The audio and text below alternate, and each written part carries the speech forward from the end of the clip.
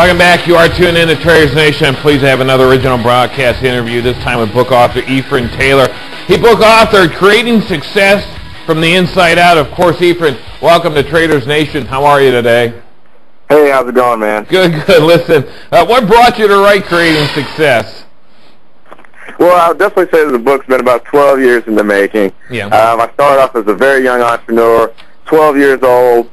Started doing 3D video games because my parents couldn't afford to buy them for me. Right. And so I started making them myself. And then when I was in high school, I had an internet company. I was fortunate enough to get funded. One of the few companies that made money. Then ended up retiring around 19 and then came back out and started doing community development. So one of the main things that really inspired me to write the book is so many people ask me about the story, how did you do it or what do you feel success? And I see a lot of people that have this misconception on what success was. So I really wanted to put that thing pretty much to rest in the book. Sure. And so came out the book. Yeah, I'm looking at your bio. You became a millionaire at 16. Of course, you found your first company at 12. Became a millionaire at 16, was CEO of a multi-million-dollar corporation by the age of 23. And, of course, by the way, you are a CEO of a public company, which is quite interesting, City Capital Corp. Is that correct? That's correct. All right, that's CCCN. That's Charlie, Charlie, Charlie, Nancy, and that does trade down on the bulletin board area, OTC symbol. So, anyways, Ephren, all right, so you've done well, without a doubt. Do young entrepreneurs, do they have more of an advantage than, let's say, older ones? Are the young entrepreneurs, are we willing to take a little bit more risk? Well, I think entrepreneurs, just are bred to just take a little bit more risk. And I think really to be a great entrepreneur, you have to go in with the mindset that, hey, I'm willing to do whatever it takes, within reason to become successful. And if that means, putting everything on the line, because the guys that flinch, the guys that aren't willing to risk it all, those are the guys that never really make it. They have okay success or a mediocre success, but you really have to be put it out there if you want to go to the next level. Right. The old rule, you have to spend money to make money, but do it smartly, correct? Absolutely. I mean, you don't have to spend millions of dollars. The companies I had, we started up with $250 for our internet company. My little software company was $30. But, it does take money to make money, but sometimes it takes the right contact, the right mentors, and the right phone calls and introductions, and you can set a company off pretty quickly. Right. All right. You talked about mentor. Very critical to have key people around you, and also bridging a new network of key people. Would you agree? Absolutely. The mentors are probably hands down, one of the biggest factors of my life.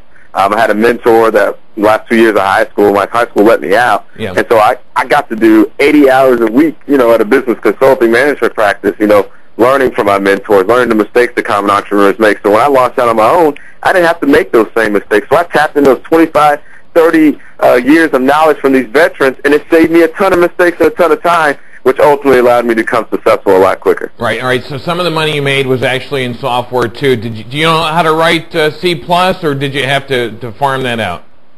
Well, I had to teach myself how to write C++, right. Code, assembly, the whole 9 yards. I'm probably real rusty. It's been about 13 years ago. Right.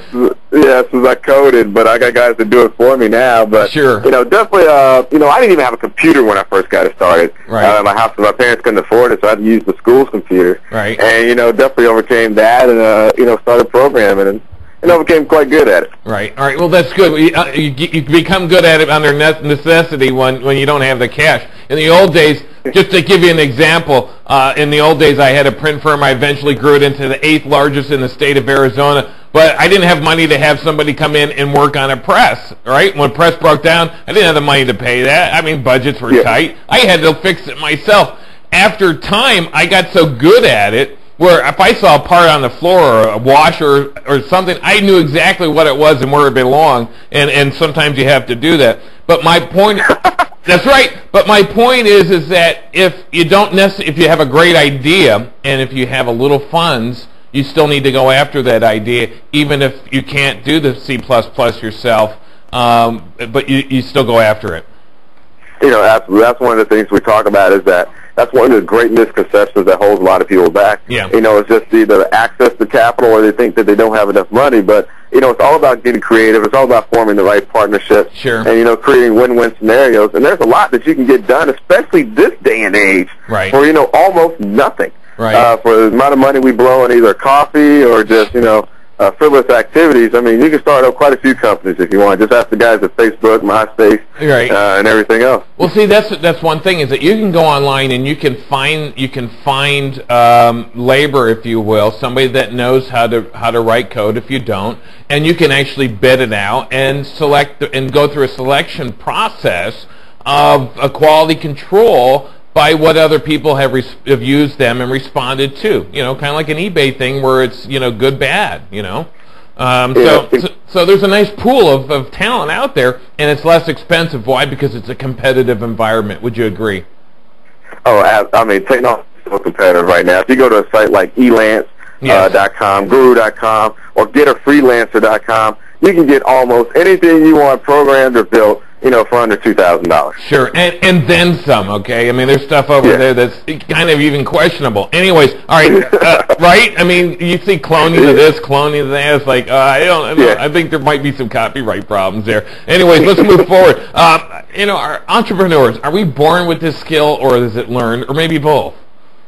Well, I think it's a mixture of both. I think some people, I mean, even down to, like, I studied the science of, like, birth order. Yeah. You know, I'm the oldest, you know, out of 3 and things like that. I think, you know, there's definitely some leadership qualities that inspire other entrepreneurs to kind of launch out there on their own. Yeah. Then there's some people who are just forced into becoming entrepreneurs, either by family circumstance, life circumstances, something with the job or corporate, and so they just stumble into it. And then some people, I think, are just, you know, kind of pushed out there, pretending to be entrepreneurs, but they're really not entrepreneurs. I mean, a franchisee, I'm like, that's not really, you know, kind of an entrepreneur thing. That's more, you know, it's an investment that you're kind of working. But somebody that actually goes out, starts it on their own from scratch, the concept to reality, you know, that requires a little bit of probably kind of genetics and will, but a lot of it can be trained as well. And I think if we start younger with our youth, I mean, you can create some pretty nice entrepreneurs in the future. I think you're absolutely right. All right, so what are some good methods to find inspiration and creativity for success?